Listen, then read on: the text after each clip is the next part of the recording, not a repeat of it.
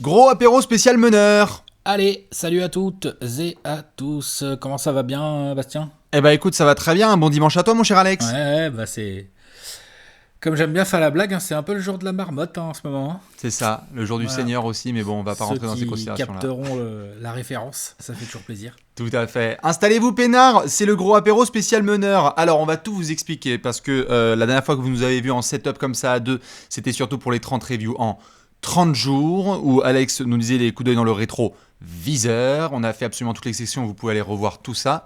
Mais suite à ces 30 reviews en 30 jours, nous avons décidé, en tant que média Global Trash Talk, de faire des semaines à thème par poste. Certains l'ont vu sur les réseaux sociaux et pour ceux qui voient cette vidéo et qui ne le sauraient pas, eh ben, on vous le dit. Nous venons de faire la semaine spéciale Meneur, exactement. Et donc que ce soit sur les réseaux sociaux de Trash Talk, là maintenant en vidéo ou surtout sur le site de Trash Talk où on a fait beaucoup d'articles sur le présent, le passé, le futur, les sous-estimés, surestimés, surpayés, sous-payés. Il y a pas Toute mal la de carnets. rédaction a donné son avis pour faire un classement, un top 6 des meneurs actuels. Hein. On parle des meneurs de cette saison, bien Ouais, sûr. ouais, ouais, qui ont joué cette saison. Voilà, qui ont joué, cette qui sont sous contrat, qui ont joué, effectivement, parce qu'on va parler de certains, évidemment, qui n'ont pas joué. C'est ça. intéressant de voir que vous irez voir les gens sur le site, mais ok, il y a des petites différences sur est-ce que tu mets machin en 5 et machin en 4 ou l'inverse ou quoi, mais dans l'ensemble, Ensemble, on est plutôt d'accord on quand a même. tous plus ou moins les... On a au moins un bloc de 5, si je dis pas de bêtises, qu'on a tous, Ouais, à peu près. sur les 6. Mhm. Après, il peut y avoir une discussion autour de qui tu rentres dans ton top 6 et tout. Et sur l'ordre, ça va, quoi. Bien sûr, non, Le sur l'ordre, ça va, consensus y a a pas de- été à peu près... Ouais. je veux Respecté, dire, ouais, après, bien il y a sûr. toujours des gens qui vont trouver à redire parce qu'ils vont pas être d'accord avec notre classement consensus. Mm. Je vous suggère d'aller voir dans les articles qui détaillent les classements de chacun dans ce cas-là, mais Non, ça va, plutôt quoi. d'accord, ouais, bien sûr. Il Y n'y a a pas de pas eu- différence énorme. Il n'y a pas eu de différence énorme, tout à fait. Et d'ailleurs, pour ceux qui se posaient la question, au moment où on a démarré cette semaine, on a considéré, même si la saison de LeBron est une saison de meneur, on a considéré que vu les votes du All-Star et surtout son gabarit, on reste quand même sur un forward. Donc on aura l'occasion de parler de Monsieur King James dans cette vidéo qui sera dédiée aux ailiers dans quelques semaines. Voilà. Là, pour le moment, meneur, on s'occupe des meneurs-meneurs. Et donc peut-être de Luka, de Russell, de Trey, de Ben Simmons, etc. et compagnie. Du coup, pour vous expliquer un petit peu, dans cette vidéo qu'on va faire avec Alex, on n'allait pas juste faire un classement tout simple et vous dire genre waouh, qui vous avez mis en 6, 5, 4, 3, 2, 1 des meneurs 2019-2020. Ce qu'on a décidé de faire, c'est une petite liste de sujets liés à la main, des questions qui sont liées à certains joueurs en NBA, et vous inviter à participer à cette conversation. Donc on va faire des thèmes, entre 5 et 10 thèmes à peu près, sur lesquels on sera pendant quelques minutes, et vous êtes évidemment invités à nous donner vos avis. Ouais, clair. Et puis c'est vrai que c'est intéressant parce que on est très souvent dans les classements, on est très sur du all-time et tout. Là, on a une saison. Je mets des guillemets parce que c'est un trois quarts de saison, on va dire, mais on a quand même un échantillon un petit peu sérieux pour juger les mecs qu'on a envie de juger. Et limite, je trouve que c'est un exercice qu'on devrait faire tous les ans et après comparer sur 4 ou 5 années de suite. Est-ce qu'il y a vraiment une grosse tendance qui se confirme? Est-ce que machin il est numéro 1 tous les ans Qui ou va pas aller prendre la place de Harden chez les arrières? Ça fait Voilà. 5-6 ans que le mec, depuis que Kobe est pas là, RIP évidemment, mais que Kobe est pas là, bah Harden par exemple, il a une espèce de monopole là-dessus, c'est clair. C'est clair que ce serait intéressant de le voir, au poste de pivot en tout cas à la main, il y a eu pas mal de discussions ces dernières années. Et là, on va se concentrer sur la main. Donc, dernière information avant de démarrer les thèmes, sachez que assez logiquement, dès demain, lundi, on démarrera la semaine des arrières sur Trash Talk. Donc là, normalement, vous pouvez participer déjà sur les réseaux sociaux à quelques débats et sondages qu'on a pu faire. Et nous, on reviendra évidemment avec ce type de formule-là en vidéo pour le poste 2. On est chaud ? Ok, C'est je parti. suis chaud.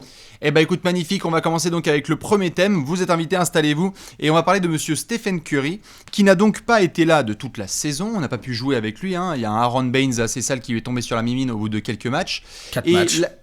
Combien ? 4 matchs, je crois. 4 matchs, c'est ça. Après, exactement. il en a rejoué un, et puis boum, NBA suspendu. C'est ça. Donc malheureusement, on n'a pas eu trop de Sale sauce Curry cette saison. Ça a été compliqué pour lui en sortie quand même d'une ère qui était assez folle. Moi, la question que je voulais les poser, c'est que on en avait parlé tout au long de l'été en voyant KD partir, Livingston, Iguodala, etc. Et on va être obligé de la reposer en fonction de la façon dont la NBA va revenir.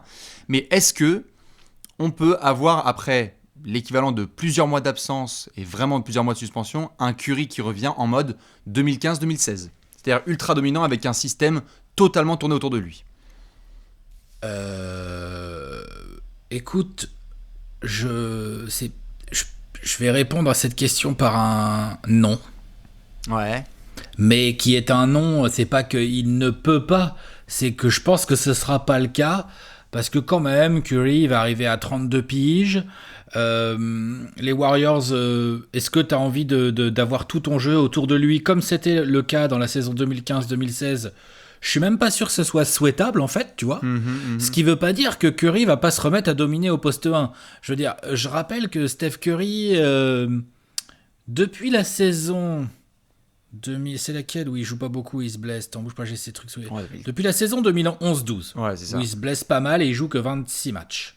Après, il a joué des saisons que j'appellerais de pleine, quoi. Quand tu joues plus de 75 matchs, pour moi, c'est une saison pleine.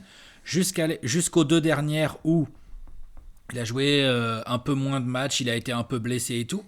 Mais là, on peut dire qu'il faisait partie des dominants du poste 1, sans même aller jusqu'à son hit check global de 2015-16, où là, c'est même plus de la domination à ce niveau-là. Je sais pas quel est le mot exact. Bah, c'est pour de l'unanimité, en fait. C'est de l'unanimité. Non, mais c'est de l'unanimité, c'est de la violence ultime. Enfin, je veux dire, on parle de mec, il est meilleur scoreur, meilleur intercepteur, il est en 50, 40, 90, il est à plus de 30 points par match. Enfin, tu vois, genre, il arrive quand même à te faire quasiment 7 passes d'ess. Enfin, c'est un délire, le Curry 2015-16. Retrouver ce niveau-là, c'est son niveau d'il y a 5 ans, alors qu'il va la main. Je l'ai vu en parler, je sais plus avec qui, je sais plus où c'est, merde, je me demande si c'est pas sur Bleacher Report ou une interview comme ça, où il parlait, Curry, il disait qu'en gros, il était très frustré d'avoir joué un match et que la saison se suspende, même s'il le comprend et tout. Il était très frustré parce qu'il se sentait hyper bien et il expliquait que il avait beaucoup parlé avec Clay pour essayer de voir avec lui, parce que lui il a eu des problèmes aux chevilles et la Clay donc a dû se faire opérer du genou dans les circonstances qu'on connaît, et il expliquait que la main, il trouvait que c'était dangereux, que ça faisait un peu peur mentalement, mais que par contre physiquement il se sentait à 100%, quoi, tu vois, et genre il se sentait le même joueur qu'avant, quoi. Je vois ce qu'il voulait dire. La main, c'est pas pareil, quoi. Les appuis de Curry sont les mêmes. Potentiellement, en termes de vitesse, l'explosivité pour Curry, si tant est que ça soit un critère pour lui. Enfin, je sais pas ce que t'en penses, Bastien, mais il s'en fout un peu, Curry. Oui. C'est sa main gauche, tu vois.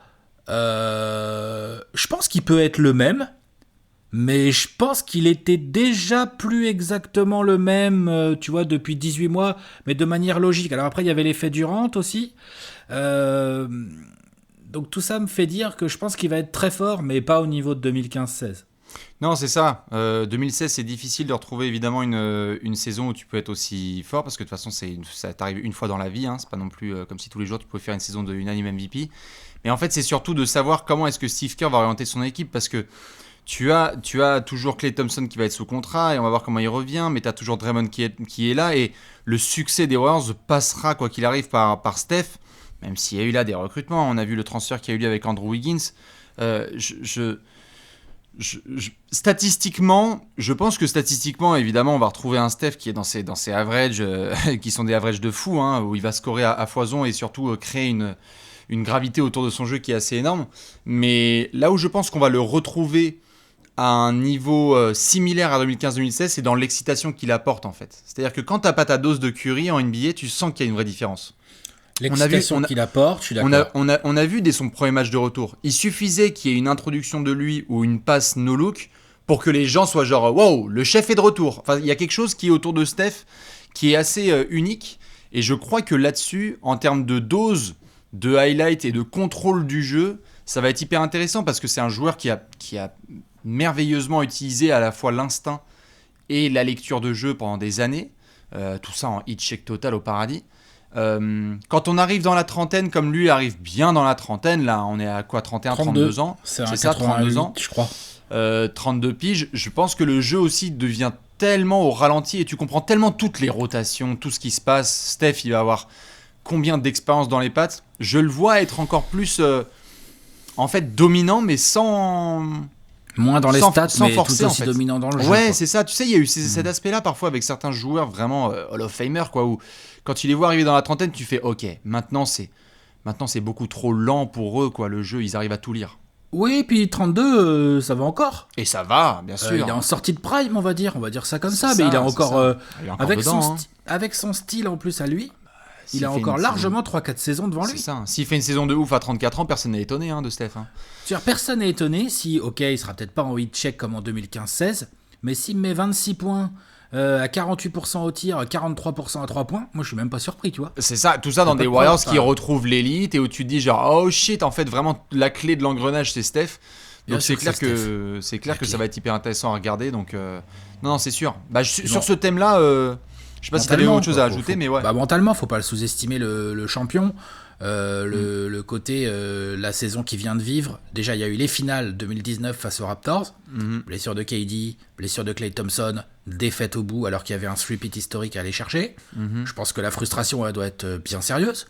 Ensuite, il y a KD qui s'est barré. Et ensuite, lui, au lieu de pouvoir se faire une petite saison en mode patron solo en attendant Klay, il se pète la main. Je pense que la frustration, je pense que le niveau de frustration il est bien sérieux. Ouais, l'énervement de Steph, Warriors Curry. L'énervement de Steph peut se transformer en hit check. Ouais. Voilà, et il a du mental, il l'a déjà prouvé, donc non, c'est clair. On sera curieux. C'est un grand absent évidemment de ce top des meneurs. Évidemment, franchement, le Curry qu'on connaît, c'est un prétendant à la première place tout le temps. On est d'accord. C'est pas genre un absent. On aurait peut-être pu le mettre dans le top 6. Tu vois ce que je veux dire? Non, mais Steph arrive sur un terrain et il est déjà minimum top 2 quoi. C'est ça. Genre, tu vois, ça pique très fort. Donc, c'est un grand absent. C'est clair. Donc, sur Steph, dites-nous en tous les cas ce que vous en pensez. On avait fait dans la preview de la saison dernière, on se posait justement la question de savoir s'il allait avoir un Steph avec que des écrans pour lui, voir comment les Warriors vont devoir gérer. Il y aura un été aussi à vivre. On en a fait la review totale des Warriors, voir comment ils allaient revenir. Bref, ça c'est pour la première section. On enchaîne, moi je dis, question suivante sur un autre meneur qui lui aussi était un petit peu prétendant au poste de numéro 1, ou pas, pendant quelques temps. Mais je vais te tendre la perche, Alex. Le meneur du meilleur backcourt de la Ligue en 2017, c'est ça ? Ouais, c'est ça, monsieur John Wall, qui est un garçon évidemment qu'on oublie souvent parce que du temps a passé, son absence a été de très longue durée, mais on ne peut pas nier le fait que là, la saison prochaine, le retour de John Wall sera un des événements marquants de la saison. Il doit revenir pour des raisons évidemment logiques, mais aussi voir comment est-ce que ça s'intègre, comme on l'a fait dans la review des Wizards avec Bradley Beal. Bref, la question, c'est quoi la suite pour John Wall ? Déjà, avant de te parler de la suite, je vais juste te dire ce que j'ai fait là pendant une petite demi-heure en préparant un petit peu cette vidéo. Je suis allé checker depuis quand John Wall n'avait pas joué. Ah oui. Juste comme ça, parce que je me rappelais même plus. Vas-y, dis-moi. Janvier 2018. 26 décembre 2018. 26 décembre 2018, janvier 2019, tu pensais. Ouais, janvier 2019, décembre 2018, ouais, c'est ça. C'est la dernière fois qu'il a joué. Du coup, je vois ça, je fais putain, ça fait presque un an et demi, quoi. Ça commence à vraiment être long, tu vois. Bien sans sûr. jouer. Il y a eu un setback de fou dans son retour de blessure. Ouais. Et du coup, comme c'est un joueur qui esthétiquement j'aime beaucoup, je suis allé me coller quelques petits highlights et quelques bouts de match de John Wall. De ces 30 matchs ou 30 et quelques matchs qu'il a joué sur le début de la saison 2018-2019. Sans déconner. Mais non, mais stop, on l'oublie trop. Mais on l'oublie trop. Là, quand tu parles de décembre, en plus, c'est quelques mois après avoir fait notamment la demi-finale de conférence contre Boston, où il y a ce shoot qui est absolument incroyable contre les Celtics d'Isaiah Thomas. Il est dans la discussion des MVP parce que les Wizards sont très bons et que c'est le clair meilleur joueur à l'époque de Washington. Donc c'est sûr que John Wall, moi je l'attends de retour. Il apporte une telle injection de talent et d'excitation dans le jeu. Moi il me manque, honnêtement. Oui, alors très curieux pour le coup, lui par rapport à Steph. Je suis très curieux par rapport à ta question, quelle est la suite et tout. Je suis très curieux de voir comment il revient lui athlétiquement de sa blessure. Pour deux raisons. C'est pas la main. La première, c'est que c'est pas le petit doigt, voilà exactement, c'est pas la main. Et la deuxième, c'est que alors là pour le coup, lui John Wall, ses qualités athlétiques, je veux dire. C'est l'option A, B et C de son jeu. T'es vache. Mais en tout cas, c'est une de ses armes numéro 1. Ouais, quand même. Hein. Oh, t'es vache. Non, je veux dire, c'est pas ses options A, B, C. Quand tu regardes jouer John Wall, justement, là, il distribue tellement bien le ballon. Il est tellement sous-estimé, moi, je trouve. Là où il est très énervant, John Wall, c'était ces espèces de pull-up à 3 points alors que c'est pas un très bon shooter, tu vois. Oui, ou ses propos aussi parce que hors terrain, oui, ça il est gavant, mais par contre balle en main, mais non, quand il commence à utiliser ses qualités athlétiques pour faire la différence et qu'il la lâche bien comme il faut. Ah, c'est ça, hein, moi quand je disais c'est l'option A, B, C, c'est que sa lecture du jeu, elle est magnifique parce qu'il a bien développé, mais que c'est permis par des décalages où en fait le mec dès qu'il passe l'épaule, ça crée un bordel dans les équipes d'en face que peu de joueurs, enfin je veux dire il y a 2 ans, c'est intéressant que tu mentionnes le décembre 2018, Ouais. parce que John Wall à l'époque, on est là genre John Wall, Westbrook, C'est John ça. Wall. Mais bien sûr. Bien sûr, Bien sûr, Lillard est peut-être même pas dans cette conversation à l'époque. à l'époque. Où Ouais. il commence tout juste à y être, quoi, on va dire. Mhm, Tu vois, c'est un délire. bien Donc, sûr. et on oublie que John Wall, il nous a gratifié de combien de saisons il a fait à plus de 10 passes d'ess de moyenne, John Wall. Bouge pas, Ah, bouge pas, bouge pas. Déjà 2-3. 14, 15, 15, 16, 16, 17, ouais. 3. Ouais, 3, ouais. 3. Et c'est pas 14 points 10 passes, hein. Il y a du 20-10. Hein. Et c'est les saisons complètes, hein. Il y a 78 ou 80 matchs, quoi. Ouais, Enfin, je veux ouais, dire, ouais. voilà, quoi. Donc, non, non. Puis il y a 4 ou 5 rebonds avec John Wall. Et puis John Wall aussi, il y a combien d'interceptions et de contres. Enfin, Non, je veux bien dire, sûr. le volume de John Wall est quelque chose, moi, c'est ce qui m'a le plus. En gros, j'étais là, je me suis claqué des highlights et quelques bouts de match, j'étais là, genre, putain, quand même. J'espère que ça va le faire pour lui et qu'il va pouvoir revenir. Parce que John Wall, il a pas encore 30 ans, mais il s'en approche quand même. Mhm. Il a déjà quand même un peu de match derrière lui. Tendon d'Achille. Non, tu c'est vois. clair. Je veux C'est bien clair voir que comment il revient. c'est clair que ça va être hyper intriguant de voir cette espèce de switch là, genre tu vois, il y a un gars qu'on a pu voir de très près, hein, pendant sa vingtaine, et on était là genre waouh, Dwayne Wade, qu'on regardait, on se disait genre tiens, voilà quelqu'un qui a des qualités évidemment de shoot, de création, mais qui avait de l'athlétique en option principale de sa création de différence. Et on se disait comment va se passer la trentaine de Wade, et il a trouvé notamment des moyens de faire ça. Mais Wade n'a pas eu tendon d'Achille. Il n'a pas eu ce que là John Wall doit se taper, donc c'est clair que ça va être hyper intriguant techniquement, surtout que si je dis pas de bêtises, on fera la vidéo de la semaine des meneurs, des arrières pardon, par la suite. Tu peux avoir à Washington un tandem avec un des 7-8 meilleurs meneurs de la NBA avec un des 3-4 meilleurs arrières au monde, quoi. Voilà. Ah oui, 3-4, oui, bien sûr. Non mais tu vois, je veux dire, tu peux tout d'un coup tu peux dire genre merde, la phrase qu'on trouvait bidon du meilleur backcourt, Elle peut, Elle en peut. fonction, vu les progrès de Bradley Beal et vu ce qu'il a montré, en fonction de comment John Wall revient sur les terrains, Chaud. elle peut redevenir d'actualité, cette phrase. c'est clair.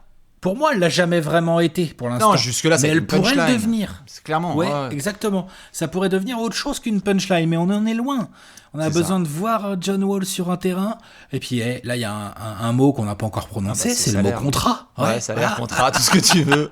Caillasse, La on peut refaire. Où est passé Ah le bah ouais, flouze ouais, bah là, on peut vous refaire le dico des On va synonymes, mais refaire, vous avez ouais. capté le délire. Hein.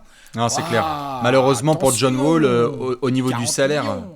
on est sur du 40 millions l'année, c'est clair. Et à chaque fois qu'on s'est posé sur le deal, on savait pas comment ça allait se passer. J'ai l'impression que Washington veut quand même vraiment tester le retour de John Wall et voir comment ça peut aller avec Bradley Beal. Parce que je pense que quelque part, ce sont des discussions internes qu'il y a eu avec Bradley Beal. Pardon ? Qu'est-ce que t'en penses? Il est intradeable, là, de toute façon. Bah, il est intradeable dans le sens purement c'est technique compliqué. de intradeable en fait, c'est que son contrat est intransférable. C'est son contrat, puis le fait qu'il ait pas joué, du coup, qui va prendre ce risque? C'est ça, c'est-à-dire que on avait un contrat qu'on trouvait pourri avec Chris Paul, mais on avait la possibilité de le voir jouer. On n'a toujours pas la possibilité de voir jouer John Wall, donc tu ne peux pas te faire un avis. Un an et donc demi que c'est le mec trop a pas compliqué. foutu le pied sur le terrain, c'est un surathlète qui vient de se faire le tendon d'Achille, il prend Non, 40 c'est millions clair. à saison. Non, c'est clair. Je peux te dire que attends, le GM, je sais même plus comment il s'appelle, tiens, le mec qui a repris la place de Grunfeld à Washington. Oui, enfin bref. Bref, le GM de Washington, s'il arrive à vendre ça à quelqu'un là comme ça tel quel et qu'il en obtient une contrepartie décente, Non, c'est sûr. moi mon pote, je l'appelle direct, j'ai dit non. Tu veux gérer ma carrière de youtubeur? Ouais. Tommy Non, mais Shepard. tu sais ce que je veux dire? Tommy Shepard, non mais franchement.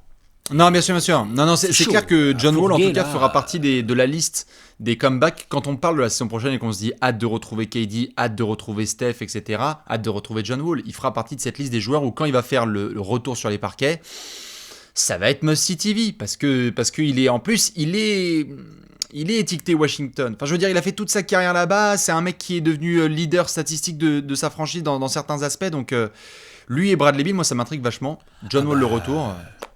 Ça Moi, va je être un pense grand- que non seulement ils n'ont pas le choix, mais en plus de toute façon, ils doivent miser dessus.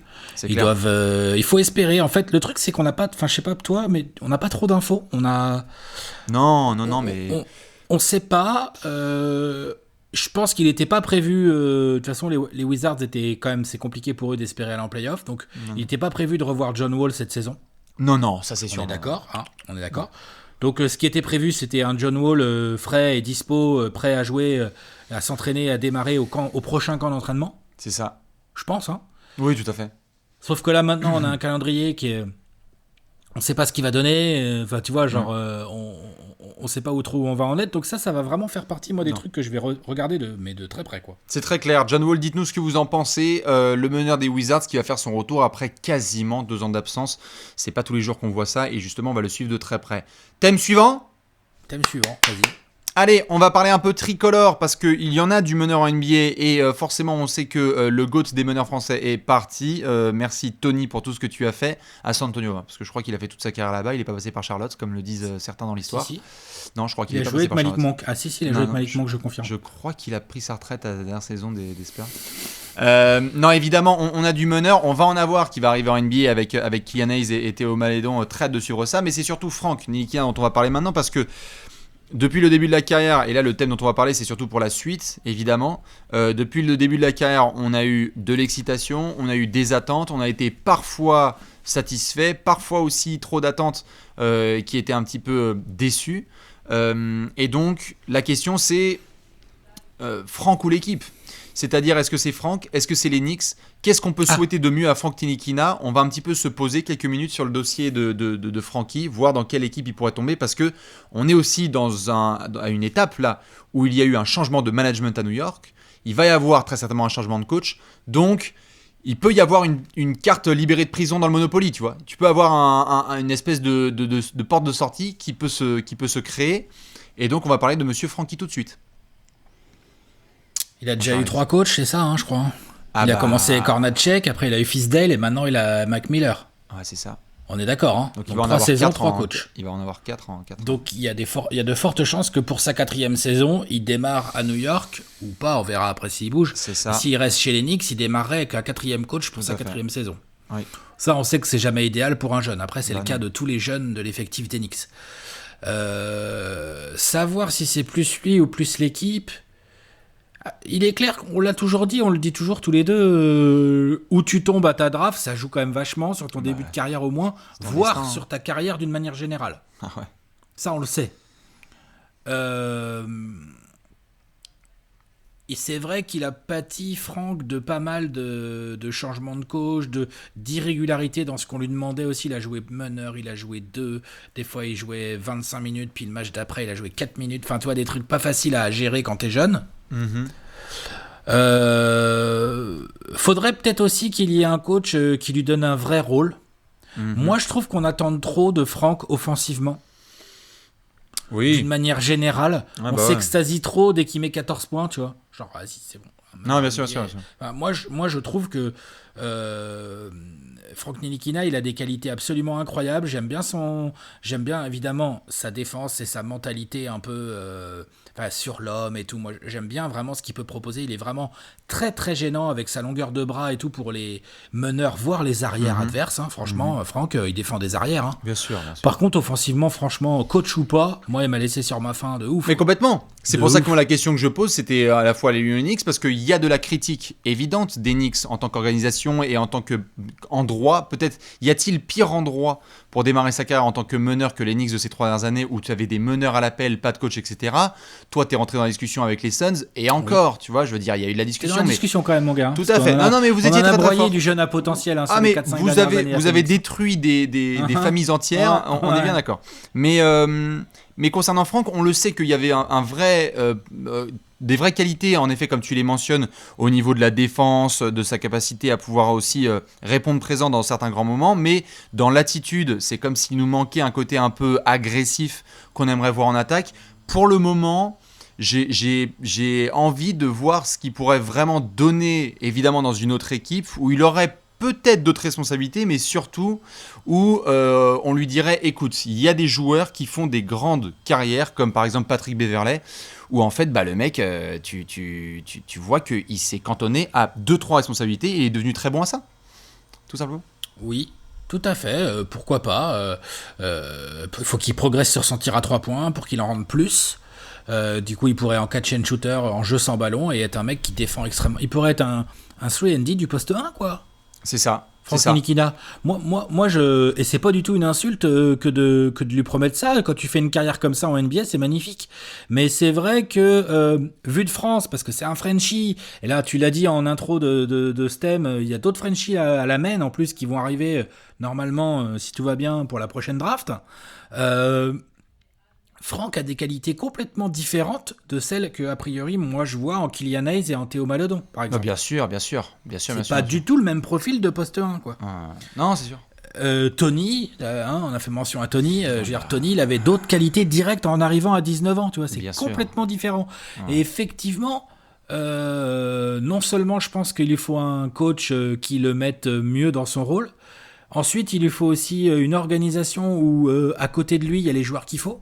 Bien sûr, et puis un vétéran, il n'a pas de vétéran. Des vétérans, puis du coup il faut des créateurs de ballon, des créateurs de jeu, pardon, parce que Franck Ntilikina, pour l'instant, n'en est pas vraiment un. Pour moi, en tout cas en NBA, c'est compliqué. Après, on a des prémices.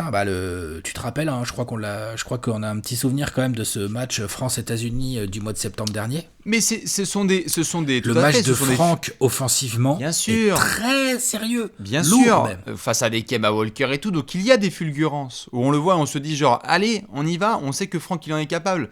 Mais j'ai décidé perso de sortir du circuit de il est capable, donc je vais rehausser mes attentes offensives. Moi, je dis que ce sont des fulgurances, mais en fait, qu'on reste sur un meneur qui va peu scorer, mais que ce n'est pas grave. C'est-à-dire que dans des équipes qui vont loin, que ce soit en play-off ou autre, d'avoir un meneur backup comme ça qui est dur sur l'homme et qui rentre ses shoots, je pense que tu fais une carrière très honnête là-dessus et qu'il devrait peut-être aussi se concentrer sur ça, quoi. Soit t'es meneur backup, soit tu es tellement bon en défense et comme tu as réussi à monter tes pourcentages à 3 points sérieusement, tu es titulaire parce qu'il y a un arrière et un ailier ou au moins l'un des deux qui sont des gros créateurs capables. Totalement. Tu vois, genre Onyx, en fonction de comment se développe RJ Barrett, tu peux imaginer un duo jeunes tout à fait, bien qui sûr. fonctionne. Bien sûr. Bien sûr. Et on a vu avec les Clippers que c'est très bien d'avoir un meneur pitbull qui est en pression tout terrain et qui prend 4 shoots par match. Et puis voilà, tout à fait.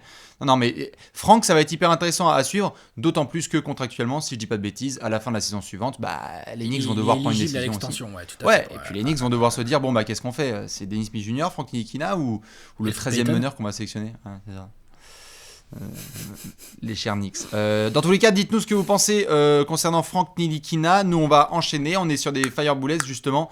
Et après avoir fait 3 petits thèmes déjà un peu développés, on va juste se faire un petit 24 secondes chacun. Alex, j'ai une question. Attention, il va falloir que tu sois prêt, réfléchir un petit peu et ensuite me donner ta réponse en 24 secondes. Je laisse aux gens évidemment la possibilité de prendre leur temps pour répondre. Marcus Smart ou Patrick Beverley à la main, qui est le meilleur défenseur de la NBA? Je te laisse réfléchir un petit peu. Juste la défense. Ouais, juste la défense. Nous sommes sur Patrick Beverley versus Marcus Smart. Je vais te donner 24 secondes après, le temps que tu puisses réfléchir.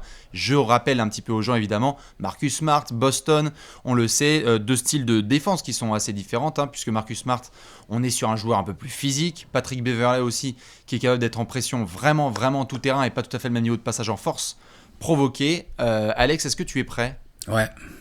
Ok. 3, 2, 1, top chrono. Marcus Smart pour moi. Ok. Plus grand, beaucoup plus costaud, plus polyvalent en termes de joueur qui peut défendre même sur le poste 1. Je veux dire, j'aime bien Patrick Beverley, mais il rend parfois beaucoup trop de centimètres à son adversaire direct et ça me gêne un peu. C'est un peu moins le cas de Marcus Smart. Après, Patrick Beverley peut-être un petit peu plus mobile latéralement, encore que Smart, c'est très sérieux. Non, je prends Smart, vraiment, je prends Smart tout le temps en fait. Ok, magnifique. 27 secondes. Eh ben, tu sais quoi ? 3, 2, 1, paf, je suis bien d'accord avec toi, je pense que je prends Marcus Smart en défense, un petit peu plus de polyvalence. J'ai l'impression que Marcus Smart peut limite défendre des 4 si tu lui demandes. C'est pas limite, parce que c'est vraiment un pitbull.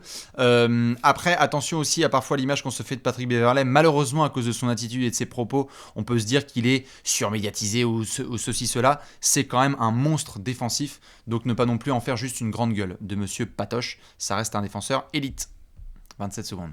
Ouais, moi, j'ai même pas parlé de la grande gueule. Hein. Je suis d'accord Non, avec mais toi. parce que je Il lis est ça. Hein. élite. Hein. Je lis Il beaucoup est... ça sur Patoche. Oui, c'est vrai qu'il a un petit côté, des fois, il parle beaucoup plus qu'il en fait. Casse-couille. Hein. Ouais, bien sûr. Il est un peu énervant. Mais même s'il est élite, je pense que Marcus Smart, genre, c'est quand même un espèce de délire. T'as parlé de défendre sur des 4, mais il pèse le poids de pas mal de 4. Hein, Marcus Smart, combien il pèse, Marcus Smart? Il rappelle le bon vieux. Il rappelle le bon vieux Jared Sullinger de Boston. Hein. Moi, il me fait penser à Ron Artest en plus petit. Hein. Ah ouais, non, il y a du. Ouais, bien Mais sûr. vraiment. Hein. C'est chaud. Donc, non, pour moi, je le trouve vraiment très très chaud en défense, Marcus Smart.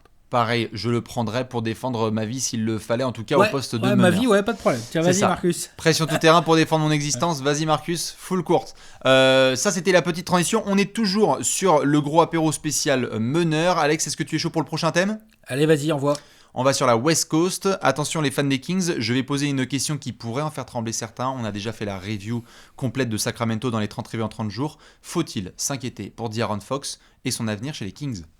Ah putain, ouais. Toi, tu veux vraiment qu'on ait des problèmes avec les gens de Sacramento, toi ? Absolument pas. C'est juste que je pose des questions qui doivent être posées parce que De'Aaron Fox... Et on a vu les dépenses qui ont été faites récemment à Sacramento. Je pense qu'ils ont été très clairs dans leur façon de voir De'Aaron Fox. Maintenant, un contrat, ça se passe aussi à deux, c'est-à-dire que tu peux proposer ce que tu veux, il faut aussi que le joueur ait envie absolument de rester ici. Est-ce que De'Aaron Fox, compétiteur comme il est et qui voit le projet ainsi, est-ce qu'il se voit continuer à Sacramento ? Est-ce qu'il a déjà un pied dehors ? Moi, je ne fais que poser des questions.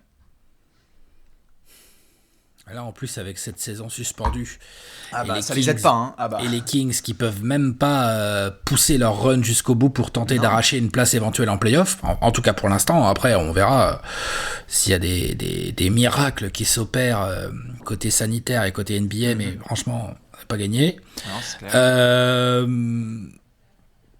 Moi, je pense que si les Kings viennent vers Marcus Smart... Cet été, il est éligible à l'extension, on est d'accord, hein, de la même manière que Buddy Hield il y a un an, quoi. On est d'accord. Oui, De'Aaron Fox, c'est la draft de ses poteaux, donc il devrait, comme on en parlait. Buddy Hield il y a un an, quoi. Comme Tatum, on en parlait, la Tatum qui va pouvoir prendre la voilà. patate. Si les Kings vont vers Marcus Smart en lui disant, gros... De'Aaron Fox. De'Aaron Fox, j'ai du mal. De'Aaron Fox en lui disant, écoute, gros, en fait, il n'y a pas trop à réfléchir, est-ce que tu es chaud si on te file le max chez nous ? Je pense qu'il le prend. Ok. Je pense qu'il le prend. Je suis assez d'accord. Il est jeune, il est fort, il a des coéquipiers qui conviennent assez bien, je trouve, moi, à son style de jeu sur pas mal d'angles. Le seul truc qu'il pourrait dire vraiment, c'est genre, ouais, mais par contre, je veux bien être sûr que Luke Walton, il me file vraiment les clés du camion. Parce que moi, la pace de mon arrière-grand-mère, ça me saoule. Tu vois, c'est le seul truc que je le vois après ce qui s'est dire. passé avec Mike Malone. Voilà. Ou avec Dave Joerger. Pardon, n'importe quoi, excuse-moi, oui, c'est Dave Joerger. C'est le seul truc que je vois De'Aaron Fox éventuellement sur lequel je le vois chipoter. Mais si les Kings font pas les cons et qui commencent pas à essayer de lui taillader son salaire ou de ne pas vouloir le payer plus cher que Buddy Hield, par exemple, moi je pense qu'il signera Marcus Smart. De'Aaron Fox. De'Aaron Fox, on va y arriver. On est sur les Kings de Sacramento avec Mike Malone, mais désolé pour la fourche notamment parce que Mike Malone avait coaché Marcus Cousins et Isaiah Thomas. Je suis d'accord avec toi sur le principe purement financier. C'est-à-dire que si De'Aaron Fox, qui à mon avis se considère comme un meneur max, je veux dire, De'Aaron Fox voit, évidemment les bilans collectifs sont différents, mais à mon avis, De'Aaron Fox dans sa tête, dans son clan, il voit Jamal Murray, il dit « show me the money ». À mon avis. Grave. Complètement. Mais attends, je ne dis pas que les joueurs sont pareils, mais je pense que lui, d'un pur point de vue, parler avec son agent et son clan, il doit se dire filez-moi la caillasse. Et je suis d'accord. Et je te pose une autre question. Clairement, les joueurs n'ont pas le même profil, hein, Jamal Murray et De'Aaron Fox. Oui. Par contre, à quel moment De'Aaron Fox est un moins bon poste 1 que Jamal Murray ? La discussion peut se développer. Ouais, mais elle est pas évidente, t'es d'accord ? Mais elle est pas évidente, et les arguments, ils vont être collectifs plus qu'individuels, je suis d'accord. C'est pas genre, il y a aucun débat, Murray est plus fort. Non, bien sûr. C'est pour ça, les arguments qui vont aller en faveur de Murray, c'est genre, le jour où De'Aaron Fox, il ira en demi-finale de conf, enfin voilà, parce que l'autre, il a... Il shoot mieux un peu, allez, Murray, il shoot un peu mieux, allez. Oui, enfin c'est surtout que il y en a un qui a Dwayne Dedmon en pivot et l'autre qui a Nikola Jokic, mais ça c'est une autre affaire. De'Aaron Fox, et puis il y en a un qui a le moteur de Russell Westbrook, et tu vois, il y en a un qui a un meilleur shoot. Il y a une vraie discussion, je veux dire. Tout à fait, il y a une vraie discussion. Mais donc, si je suis De'Aaron Fox, je suis d'accord, dans la hiérarchie pure, je dois avoir ce type de contrat. Et je pense que Sacramento ne peut pas, évidemment, se permettre de perdre un joueur comme De'Aaron Fox. Surtout après avoir fait des choix où ils ont fait genre, on ne prend pas Luka, on prend Marvin Bagley. pour que ça aille avec notre meneur qu'on a envie de développer. Ce sont des vrais choix importants qui ont été faits. Moi, la question que je me pose simplement, c'est le monde idéal, très bien. Il y a un max qui est déposé à De'Aaron Fox. Premièrement, est-ce que les Kings vont mettre... Est-ce qu'on est sûr à 1000% que les Kings vont mettre un max sur De'Aaron Fox? Non. J'ai bien commencé ma phrase tout à l'heure par si les Kings vont voir De'Aaron Fox avec un max à lui offrir. Bien sûr, c'est pour ça. Je pense qu'il le prend. Maintenant, si les Kings, t'as raison. Si jamais les Kings commencent à faire comme pour Buddy Hield un peu, c'est-à-dire à démarrer les négos un peu bas parce que ils ont une masse salariale à gérer, il faut les comprendre aussi les dirigeants des Kings. Ça peut vite partir en couille. C'est pour ça que quand on regarde un joueur et sa négociation contractuelle, on est obligé de prendre le contexte global et donc ça veut dire Harrison Barnes, Buddy Hield, tous les autres gars aussi, voir comment ça se passait pour Bogdanovic. Il y a du monde qui a eu de la thune, qui a reçu de la thune de la part de Sacramento. Je suis personnellement assez confiant pour les fans des Kings sur le fait qu'il puisse y avoir un dossier De'Aaron Fox qui est géré pendant l'automne. Mais ce n'est pas demain, personnellement, que je vais dormir peinard sur mes deux oreilles et me dire « Ah, c'est bon, c'est les Kings !» Il n'y a pas de problème. Parce qu'il y a déjà des espèces de... Enfin, je me permets, mais il y a déjà des espèces de semi-assurance sur Harry Giles dont je ne suis pas certain, à titre personnel. Je ne crois pas qu'il y a un truc qui se passe soudainement en coulisses. C'est sûr et certain. C'est sûr il va prendre son contrat de 2 ans à 4 millions et puis voilà. Donc j'aimerais bien déjà être rassuré plusieurs fois de suite par les Kings pour me présenter et me dire « Oui, tels les Celtics sur Jason Tatum, bon bah c'est bon, ils vont mettre un max, il n'y a pas de problème. » Un peu compliqué. Est-ce que De'Aaron Fox, tu vois, se dit genre, bon putain, il y a des risques. Je carbure, on m'a enlevé mon coach, dans lequel j'avais vraiment cartonné. On me fait jouer dans un rythme qui est pas pour moi. C'est ça, et tout le monde s'accorde quand on est au All-Star Weekend ou quoi que ce soit et que je croise des gens, tout le monde s'accorde à dire que je fais partie des futurs meneurs élites. Qu'est-ce que je fous à Sacramento? Est-ce que c'est une phrase que Fox va se dire et où il veut absolument croiser d'autres gars en playoff? Non, mais je suis C'est un vrai sujet. C'est un vrai sujet.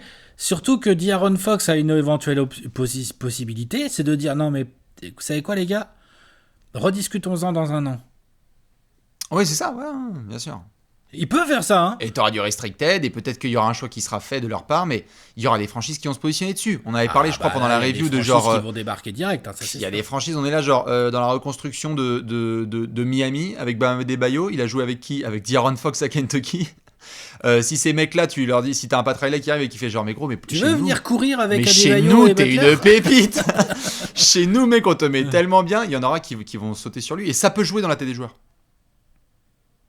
Ça peut clairement avoir un faire rêver les fans du 8 là. C'est pas bien ce que tu fais. Non, mais je fais surtout déprimer les fans des Kings, mais je veux juste m'assurer et je veux bien qu'on revienne dessus. Mais c'est pour ça que je pose la question. Je veux bien qu'on revienne par la suite sur De'Aaron Fox. En tout cas, toi, si tu devais répondre assez sèchement, ce serait plutôt positif. Oui. Moi, j'y crois. Moi, je crois que les Kings, ils vont assurer. Je tremble pas du menton en disant ça. Je crois que les Kings vont assurer. Tu te marres un peu. Oui, je me marre un peu parce que ça me fait rire de dire ça. Mais je crois que les Kings vont assurer et lui mettre ce qu'il faut sur la table et qui va rester. Très bien. Eh ben, écoute, ton avis, c'est à peu près le mien, un tout petit peu plus de scepticisme. Dans tous les cas, dites-nous ce que vous pensez, que vous soyez fan des Kings ou simple observateur. Si vous le voulez dans votre équipe, n'hésitez pas à le balancer.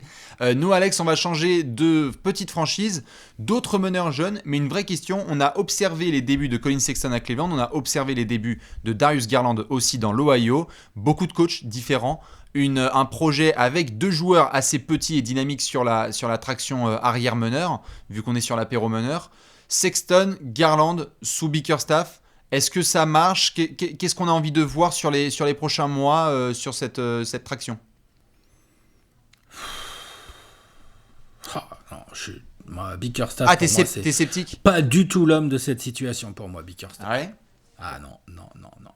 Pour moi, il faut un coach tactique. Pour faire jouer ces 2 joueurs-là, qui ont quand même des profils c'est pas les mêmes profils, mais ils ont des profils assez proches en termes d'utilisation offensive quand même. Quand même, je trouve que c'est un ball handler, Garland et Sexton aussi. Sexton a fait des progrès au tir, Garland est capable d'être un très bon sniper, donc là il y a peut-être un truc à trouver. Mentalement c'est pas les mêmes, il y a quelque chose à trouver, mais il y a quelque chose à trouver qui à mon avis vient aussi d'une organisation tactique maligne autour. autour pour les faire jouer en termes de rotation. Et quand est-ce que tu donnes les clés à Garland? Quand est-ce que c'est plutôt Sexton?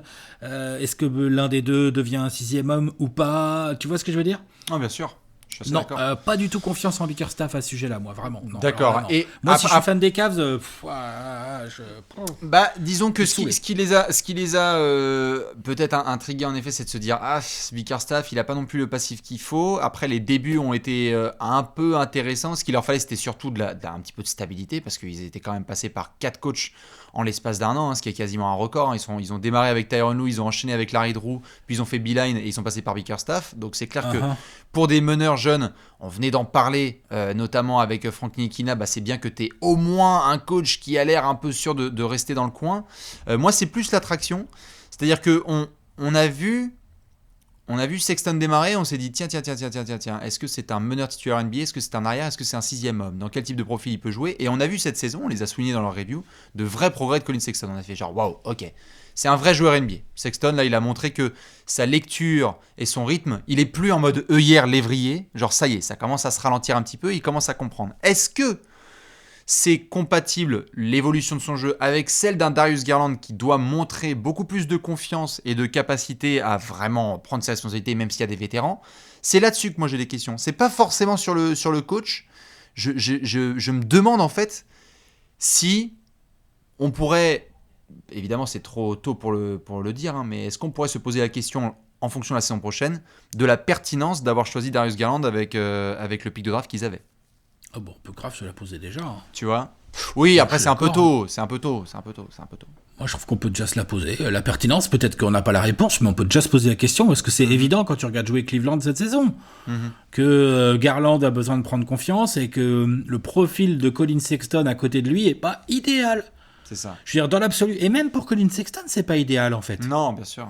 Colin Sexton, il serait 1000 fois mieux à jouer, entre guillemets, à côté d'un... Tu vois, on parlait de Marcus Smart tout à l'heure. Eh ben, les deux, il serait mieux à jouer à côté d'un Marcus Smart. C'est pas faux. Plutôt que de jouer côte à côte. Et je prends Marcus Smart en exemple parce que c'est l'exemple un peu ultime. Non, c'est mais j'ai d'autres exemples potentiels qui peuvent fonctionner. Ce que je veux dire par là, c'est que je pense que ces deux joueurs auraient potentiellement besoin d'un vrai arrière à côté d'eux.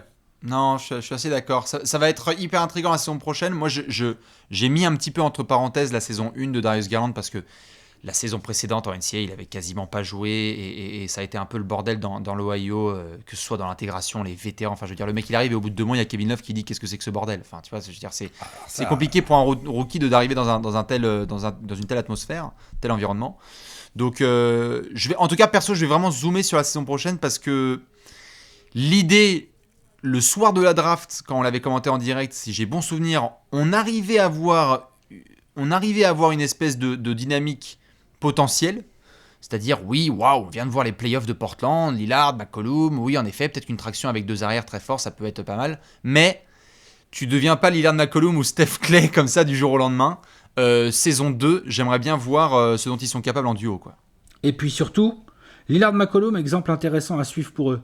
Steph Clay, pour moi, exemple qui ne marche pas vraiment. Non, parce évidemment. que Clay est un vrai arrière qui joue sans ballon et qui défend dur. Ah, bien sûr. En plus d'être un pur shooter. Lillard McCollum, t'as raison, ça... Il y a une espèce de correspondance dans le sens où les deux ont des gabarits physiques qui peuvent un peu se ressembler. On en parlait dans la review, ils doivent se bouffer de la VHS. Voilà, sauf que s'ils en arrivent à ce niveau-là, tant mieux pour eux, Garland et Sexton. Moi, ce que je voulais surtout dire, c'est que je pense que pour des très jeunes joueurs comme ça qui ont besoin de se développer, c'est pas facile ce qu'on leur demande là, côte à côte, je trouve. C'est clair. Tout ça sous un coach où en effet on a quelques doutes. Dans tous les cas, c'est clair que le sujet en plus, Garland-Sexton, ça va être hyper intriguant à suivre la saison prochaine. Dites-nous ce que vous pensez, que vous soyez fan des Cavs ou que vous soyez simple observateur. Nous, Alex, on va un petit peu s'évader là sur un thème assez simple et on vous invite à y participer. C'est les meneurs ou le meneur que l'on considère le plus sous-estimé de la NBA.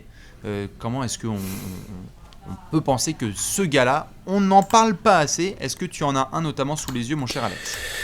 Qu'on n'en parle pas assez sans être un monstre absolu, mais je pense qu'on l'a peut-être un peu trop vite oublié. Ouais. Moi, j'ai envie de parler de Chris Dunn. Ok. Dans le sens où, j'en avais parlé pendant la review d'ailleurs, où personnellement, j'ai pas été, pour parler, tu vois, dans le contexte Bulls, j'ai pas été halluciné par la saison de Satoransky, franchement. Non. J'ai pas trouvé offensivement, j'attendais beaucoup plus de lui. Ouais. J'ai été bien évidemment impressionné par les débuts de notre ami Kobe White, hein, ça, bien on sûr. est tous d'accord avec ça. Mhm. Et aujourd'hui, moi, je suis coach des Bulls. J'ai aucun problème à faire de ma rotation arrière. Évidemment, gros temps de jeu Zach LaVine. Kobe White titulaire. Et le gars que je fais rentrer derrière et qui peut jouer à côté de l'un ou à côté de l'autre, c'est Chris Dunn. Ah ouais. Pas de problème. Pas de problème. Aucun problème. Et si tu mets Chris Dunn titulaire pour gérer des missions défensives que Zach LaVine Kobe White en 6ème homme avec beaucoup de temps de jeu, pourquoi pas. Pourquoi pas. Ce que je veux juste dire par là, c'est que c'est vrai que Chris Dunn a des limitations offensives très énervantes parfois. Après, cette saison, elles se sont peut-être un peu moins vues parce qu'il a pris un volume de shoot vraiment très petit. Par contre, gros athlète, grosse mentalité défensive, rebond, interception, pas peur des sales missions, encore jeune, peut travailler son tir. Enfin, moi, je trouve qu'en fait, on le sous-estime. J'espère que les Bulls... Je crois qu'il est en... Enfin, faut... il y avait des discussions déjà au dernier camp d'entraînement, il y avait déjà des discussions. J'espère pour les Bulls qu'ils vont trouver un arrangement raisonnable contractuellement parlant. Ah oui, ça sera peut-être pas le cas. Hein. Raisonnable contractuellement parlant avec Chris Dunn, parce que je pense que c'est un joueur extrêmement utile et dont le rôle et l'impact est très sous-estimé parce que statistiquement parlant, il met même pas 10 points par match. Non, Chris c'est Dunn, ça, tu vois. c'est ça. Et puis c'est vrai qu'à 3 points, il fait pas rêver. Mais dans les petits détails du jeu, qui font gagner, il contribue. Tiens, en fait, tu peux avoir un Chris Dunn bien utilisé, tu peux avoir 8-9 points, 4 rebonds, 5 passes, 2 interceptions. Et le mec d'en face à 20%. Et ça. Et le mec d'en face qui passe une mauvaise soirée, tu vois. Non, c'est sûr. Et qui soit 1 ou 2. Le mec d'en face, Chris Dunn, peut vraiment aller sur des 2. Non, c'est clair. L'avantage, c'est qu'il a fait un gros parcours quand même en NCAA, donc je veux dire, il a pas 21 ans. Chris Dunn, si je dis pas de bêtises. 25 ans, je dirais. Ouais, voilà. Donc, je veux dire, il commence aussi à avoir un petit peu de bouteille. Donc, c'est clair que les Bulls, il va falloir, avec les dépenses qui ont eu lieu et qui vont devoir avoir lieu, c'est clair qu'il va falloir faire attention. Il y a des choix à faire. Tout à fait. Et l'avantage, c'est que maintenant, les choix, ils sont faits dans des mains qui sont un peu plus neuves, puisque Arthur Ashe nous a rejoint du côté de l'Illinois, comme on dit. Ce sera hyper intéressant à voir lui et le nouveau board des Bulls ce qu'ils vont faire. Mais Chris Dunn, je suis bien d'accord. Et en plus, c'était un gars... je crois que c'est le gars... Quand on avait fait la preview des Bulls, on s'était tapé des barres là, il y a 2 ans. Je crois que c'était Chris Dunn déjà sur qui t'étais un petit peu. Ouais. En profil intéressant. On vient de parler de Cleveland. Eh ben...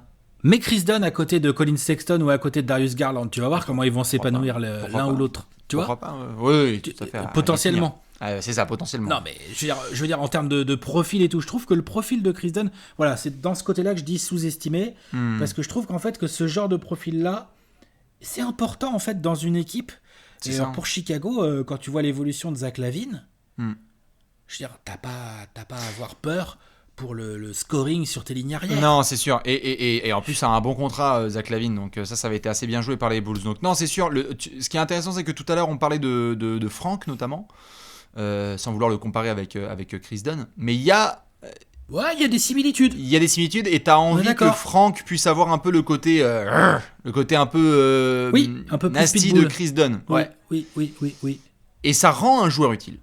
Donc à Frank, il faudra lui injecter ça parce que Chris Dunn a réussi à trouver un peu une sorte de niche dans laquelle il s'en sort. Je pense que Chris Dunn, s'il y a une équipe qui est maligne, que ce soit les Bulls ou une autre, qui lui file un contrat raisonnable avec un rôle de pitbull sans ballon sur les postes 1-2, là, je pense qu'il aura une bonne carrière dans ce genre de rôle, Chris Dunn, ouais, j'y crois. Eh ben, écoute, les fans des Bulls, dites-nous ce que vous pensez de Chris Dunn, que ce soit dans les potentielles négociations contractuelles ou dans la rotation à venir de Chicago. Moi, personnellement, au moment où on s'est posé la question, tout ce qui est sous-estimé, etc., c'est pas le meneur le plus sous-estimé, mais je n'arrive pas à enlever mes yeux de Monsieur Jalen Brunson à Dallas. Il y a quelque chose qui m'intrigue avec ce garçon. Alors que c'est pas flashy, hein.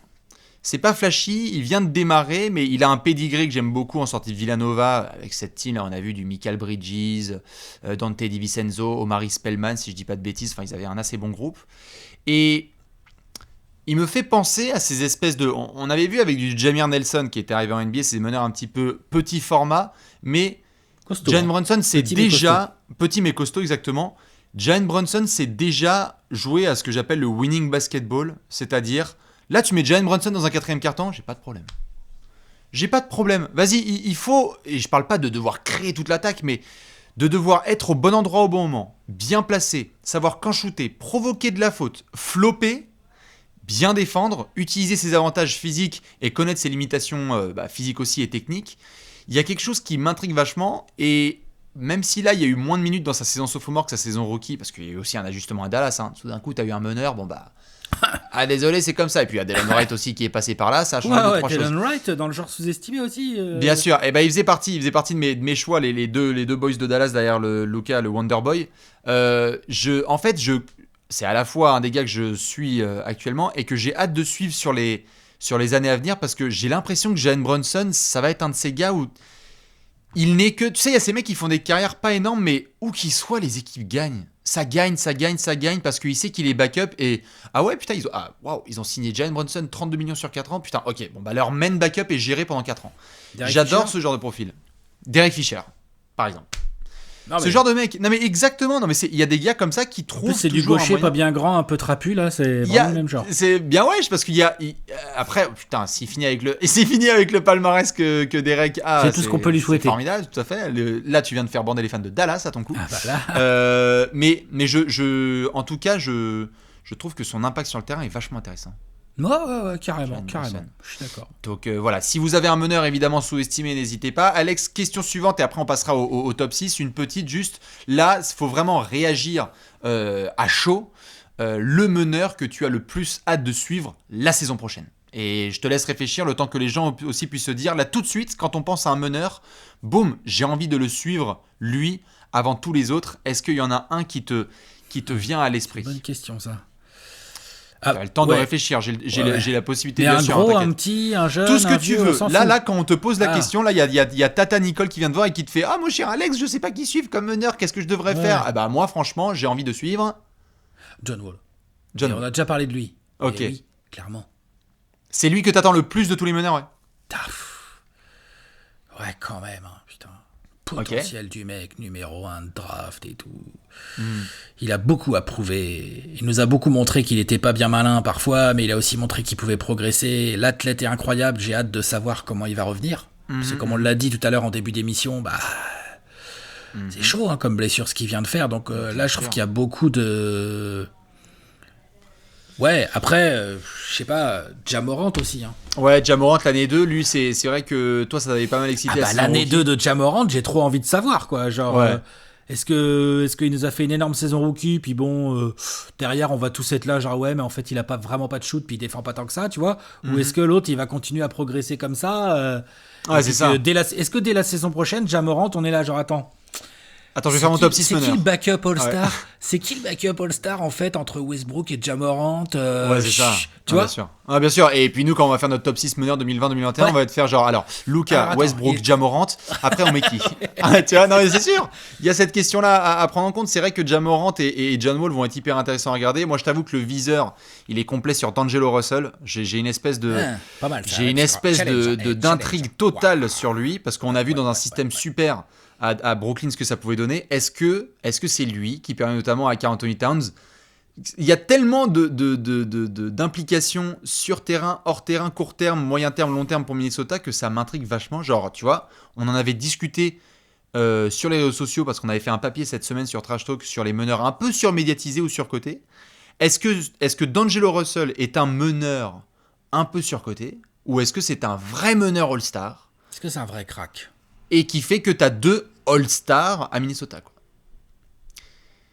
Ça va être hyper intriguant. Non, tout à fait. D'Angelo Russell, t'as raison. Et après, il y en a d'autres. C'est un délire, là, parce que les mecs sont entre poteaux et tout. S'ils réussissent pas, mais ils vont devenir une punchline. Et c'est ça. C'est sûr. C'est que ça peut devenir une punchline. Genre, ça va les copains, elles sont bien ou s'ils sont à 35 victoires, maintenant vous êtes tous les deux. Voilà. Vous faites quoi ce soir? C'est ça. Ah bah les playoffs à la télé? Oh, encore.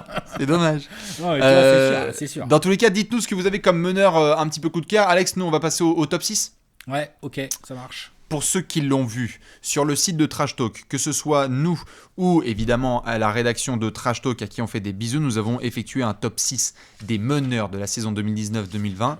Alex, tu vas pouvoir révéler ton top 6, 5, 4, 3, 2, 1. On va faire 6, 6, 5, 5, 4, 4, 3, 3, 2, 1. Qu'est-ce qui te tente ? Allez, ça marche, ok. On fait ça. Allez, on fait 6, 6, 5, 5, 4, 4, 3, 3, 2, 2, 1, 1. Vous pouvez aussi y participer, nous dire qui c'est sur la saison 2019-2020. Comme l'a dit Alex tout à l'heure, donc on enlève notamment du Steph, sauf si tu as prévu un troll là en place numéro 6. Non, okay. J'ai pas prévu de troll.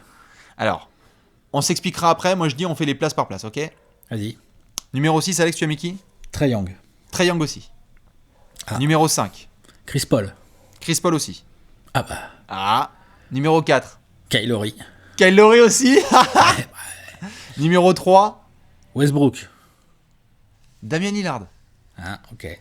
Ok, numéro 2. Lillard. Ok, Westbrook est numéro 1, on est d'accord ? Doncic. Ok, Luka Doncic. Donc nous ne sommes pas d'accord. Enfin, on n'est pas d'accord. Non, mais ça va. Westbrook et Lillard.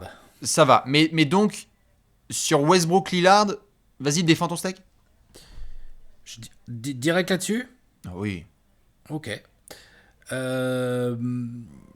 Ouais, moi, je mets sur cette saison, je mets Lillard devant Westbrook. C'est pas forcément ce que j'aurais fait sur n'importe quelle autre saison qui vient de se passer, où les deux sont extrêmement performants. On est vraiment sur l'élite de l'élite. Je mets Lillard devant parce que, honnêtement, Westbrook a mis un petit peu de temps à se mettre en route et après il s'est mis en route de manière assez hallucinante comme on sait qu'il en est capable en termes de volume. En plus, ça a coïncidé avec une petite baisse de régime au niveau pourcentage de James Harden. Donc c'est assez bien vu parce qu'il a pas mal porté Houston à partir de fin décembre, début janvier, par là quoi. Lillard, il fait une grande saison. Lillard, une excellente saison. Et il pâtit dans ce classement des résultats collectifs des Blazers, mais pour moi Lillard il aurait pu être numéro 1 mais sans aucun problème, juste avec quelques wins en plus des Blazers, tu vois, juste avec un vrai Nurkic là, tu vois, genre un Nurkic et puis peut-être je sais pas, ils ont eu quoi, Rodney Hood qui s'est blessé ou du Zach Collins un peu, enfin tu vois, un effectif plus complet, moins de blessures. Pour moi Lillard il est numéro 1 parce que les Blazers sont 7e ou 6e de l'Ouest et il est numéro 1. Donc c'est pour ça que je le mets en 2 derrière Doncic, mais je le laisse devant Westbrook. La saison complète de Lillard pour moi est au-dessus. Ok. Surtout en plus avec son espèce de coup de chaud hallucinant. Quoi, MLK Et puisqu'il y a eu jeu fin janvier. Mois de janvier de Damian Lillard, je veux dire, waouh quoi. Non, c'est clair. C'est clair qu'il a fait un truc un peu Jordanesque, quoi. Et puis l'efficacité de Damian Lillard. Ah oui, bien sûr. Je veux dire, Damian Lillard, il met presque 30 points par match. Il perd même pas 3 ballons par match alors qu'il en distribue 8. Non, mais c'est, bien sûr. Ok, il est à plus de 39% de loin. Quand tu l'envoies sur la ligne des lancers francs, c'est 9 sur 10 qui rentrent. Enfin, l'efficacité de Damian Lillard par rapport à son volume au scoring, elle n'a pas d'équivalent dans la ligue actuelle. Qui est comme ça ? Qui est quoi, aussi efficace ? Ouais, tel volume ? offensivement. Non, Kevin Durant ? Non, oui, non, mais après, dans ces registres-là... LeBron et Kawhi, quoi.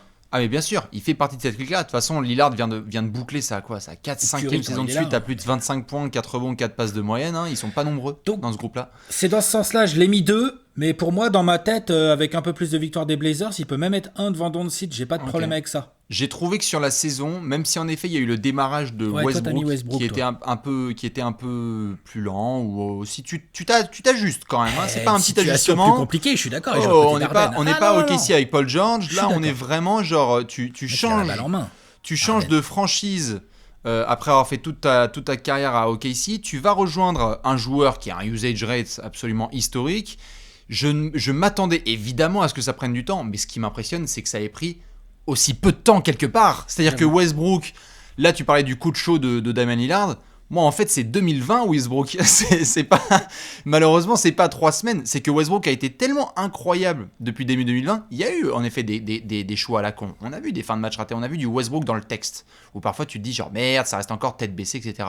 Mais moi ce que j'ai trouvé absolument incroyable, c'est que en l'espace de quelques mois, Westbrook, t'as l'impression qu'il a pris une place dans le cœur des fans des Rockets, où normalement pour aller déloger Harden c'est un truc mais incroyable, sachant que certains de ses fans lui ont craché à la gueule pendant des années parce que c'était le mec du Thunder, et en apport global dans le jeu, j'étais assez halluciné. Il y a eu des types de matchs de Westbrook où je me disais, mais tu sais, on se retrouvait chez Léon et on se disait, mais putain, quand il joue comme ça, genre, j'adore Doncic, j'adore Lillard et tout. Moi j'adore Westbrook, c'est pas le problème. Hein. Non, bien sûr. Non, mais de toute façon, ça se joue à une demi-place. Hein. Je pense qu'on est d'accord qu'on aurait foutu 2 ou 3 Lillard Lillard ou Westbrook, ça aurait été la même.